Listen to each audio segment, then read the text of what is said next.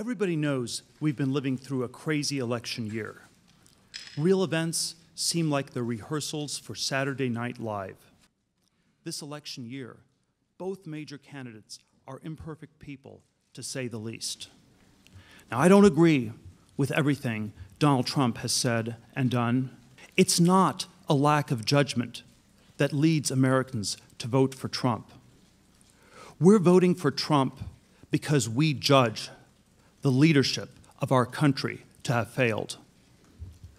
The sheer size of the U.S. trade deficit shows that something has gone badly wrong. The most developed country in the world should be exporting capital to less developed countries. Instead, the United States is importing more than $500 billion every year. That money flows into financial assets. It distorts our economy in favor of more banking and more financialization, and it gives the well-connected people who benefit a reason to defend the status quo. But not everyone benefits, and the Trump voters know it. Now that someone different is in the running, someone who rejects the false, reassuring stories that tell us everything is fine, his larger-than-life persona attracts a lot of attention. Nobody would suggest that Donald Trump is a humble man. But the big things he's right about. No matter what happens in this election, what Trump represents isn't crazy, and it's not going away.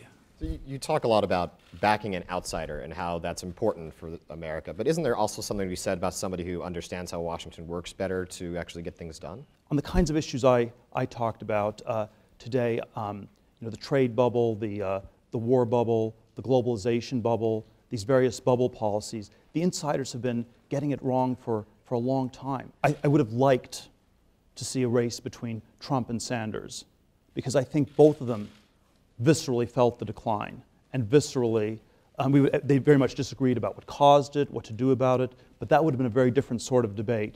What we have is a debate between one candidate who says everything's more or less fine, or it's as good as it can be, and then another one who says that we're on the Titanic, it's about to sink. And so I prefer the second one.